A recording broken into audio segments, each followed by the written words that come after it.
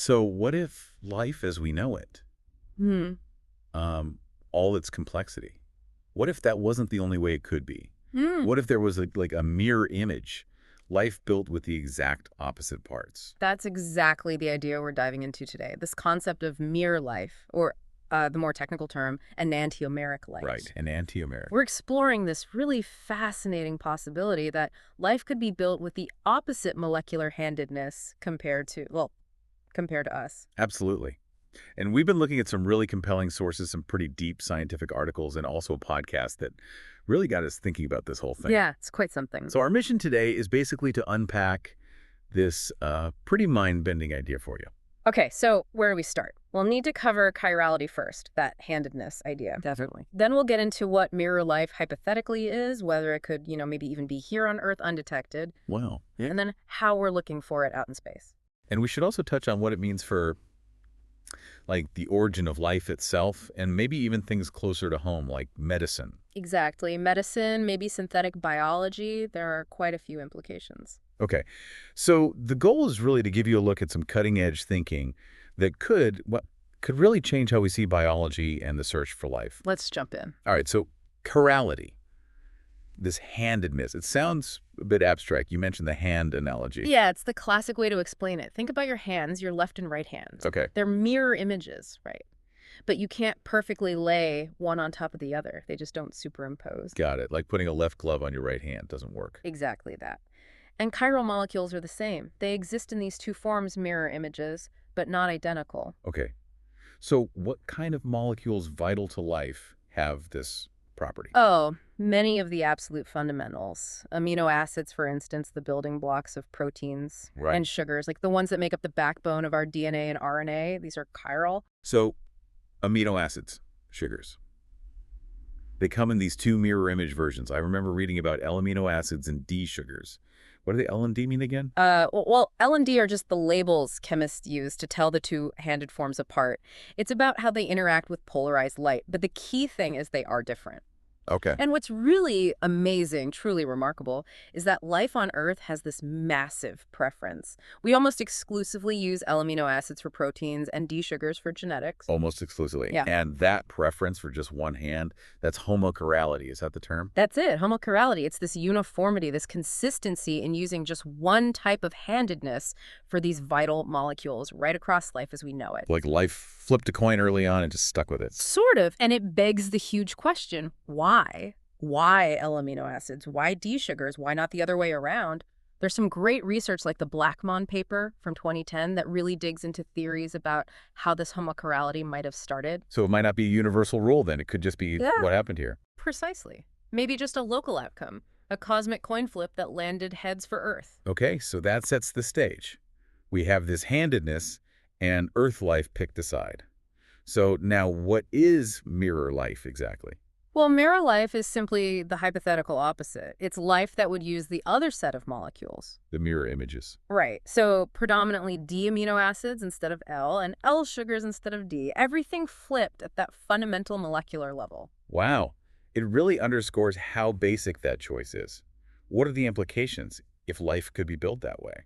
Well, theoretically, it means life could have evolved completely independently somewhere else, another planet, maybe using this mirror biochemistry. The cosmic coin flip landed tails somewhere else. Could be, and maybe the dice rolled differently there. If it did exist, would we even spot it? That podcast we heard mentioned our detection methods might be biased. That's a really critical point. Think about our tools, things like PCR, for amplifying DNA. Yeah, standard lab stuff. Or biological stains we use to see cells. They're designed to fit or react with our kind of molecules, our chirality. Ah, okay.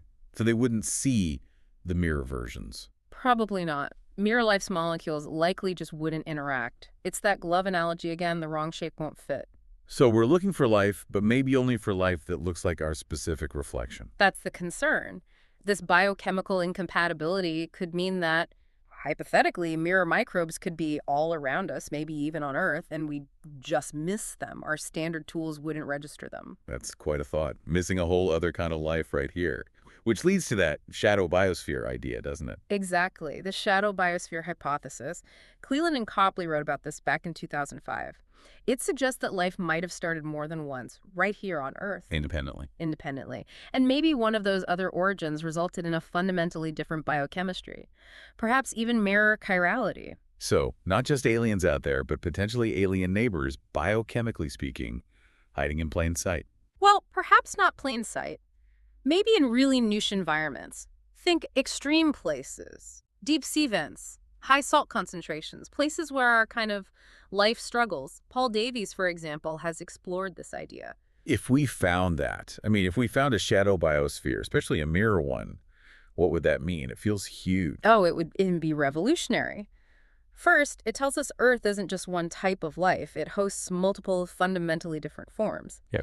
Second, it really hammers home that our current detection methods are chemically biased. We're looking for what we know. Right. We need new tools. Absolutely. We need entirely new approaches, unbiased tools to find and study life that doesn't play by our biochemical rules.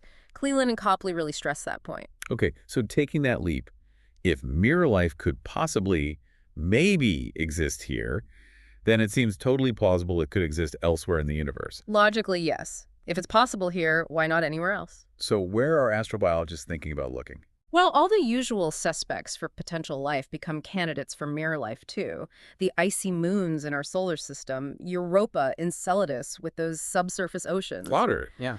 Titan is fascinating, too, with its methane lakes, maybe different chemistry entirely, maybe mirror life adapted. And then, of course, exoplanets. Billions of them, with who knows what conditions. But our search methods, our space probes, they've mostly been looking for life like us, haven't they? Down to the chirality. Historically, yes, largely. The focus has been on finding biosignatures that resemble Earth's, but that's changing. How so? There's a growing awareness of this chirality bias. Agencies like NASA and ES are now seriously considering it. They're starting to design missions, future instruments that are, let's say, chirally agnostic, less biased. Chirally agnostic. I like that. What kind of tools are we talking about? How do you look for something if you don't know its handedness? Good question. One approach is chiral chromatography, techniques that can actually separate and identify both L and D forms of molecules like amino acids. Okay, so you can see both hands. Exactly. There's also a push for biosignature detection that doesn't rely on specific known molecules, looking for complexity, maybe, or patterns that indicate life, regardless of the exact chemical makeup. More general signs of life. Right. And some researchers are even simulating mirror biochemistry in labs to see how it might behave, what its signatures might be. It's also interesting, that we found amino acids in meteorites. Like the Murchison meteorites. Yes, exactly. And some studies, like the one by Pizzarello and Cronin, found that the amino acids weren't perfectly 50-50 L and D. There was a slight excess of one form. Really? Even in space rocks? Yeah, just a hint. But it suggests that chiral imbalances can exist naturally outside of Earth, which is pretty intriguing for the origin question. Which brings us back to that core mystery. Why did our life choose L-amino acids and D sugars? What are the main theories? It's still a huge puzzle. One possibility is just chance, pure luck. Early on, one type of self-replicating molecule might have just slightly outnumbered the other, and that advantage got locked in and amplified. Like a tiny imbalance starting a molecular snowball rolling downhill. That's a good way to put it. Then there are ideas about external influences. Maybe polarized light from space, like from neutron stars or nebulae. How would that work? Well, polarized light can preferentially destroy one-handed form of a molecule over the other. So over time, it could create an imbalance. Same idea for certain types of radiation or cosmic rays, maybe they weren't perfectly symmetrical. Plausible. And then there's the delivery idea we just touched on. If meteorites carrying a slight excess of, say, L-amino acids bombarded early Earth... They could have tipped the scales. Exactly. They could have ceded that initial preference.